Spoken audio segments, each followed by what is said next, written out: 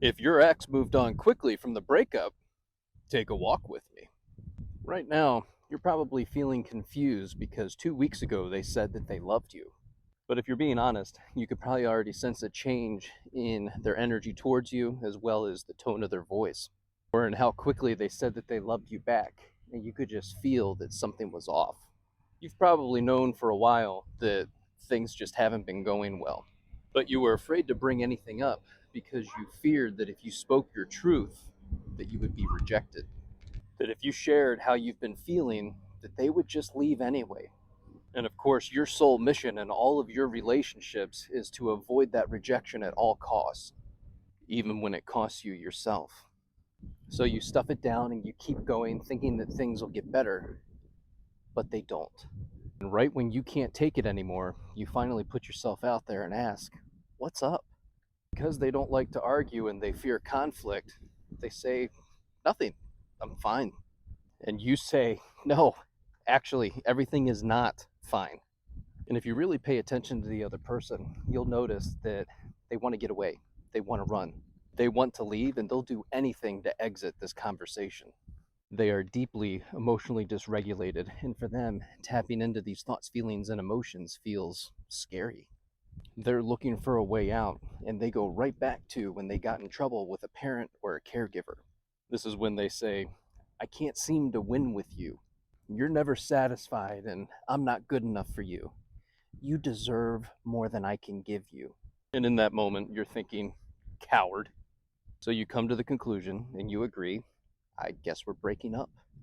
In this moment, you're actually dealing with a much younger version of the person standing in front of you.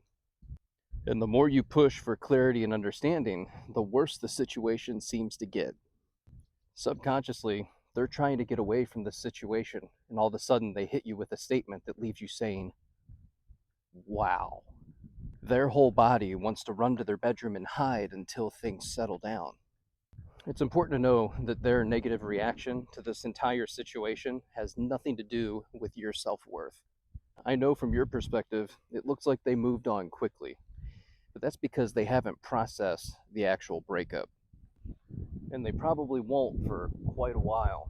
But to you, it feels like they never loved you, and you start to question, how could they forget about you so quickly? Did I ever actually matter to you? And all of this touches on your core wound of, "I'm not enough." There's going to be a part of you that hopes that they'll come back. You may even find yourself watching their social media wondering, when is it going to happen? But the best part about no contact in this situation is being able to work on yourself physically, mentally, emotionally, and spiritually. And as you do the work, you begin to write out your goals, values, and standards for a relationship with you. You allow yourself to get a firm grasp on what your boundaries actually look like. If and when you get that text message from them that says, "What's up, stranger?" you'll already be so good with yourself that you'll sit back and go, "Do I really want to respond to this?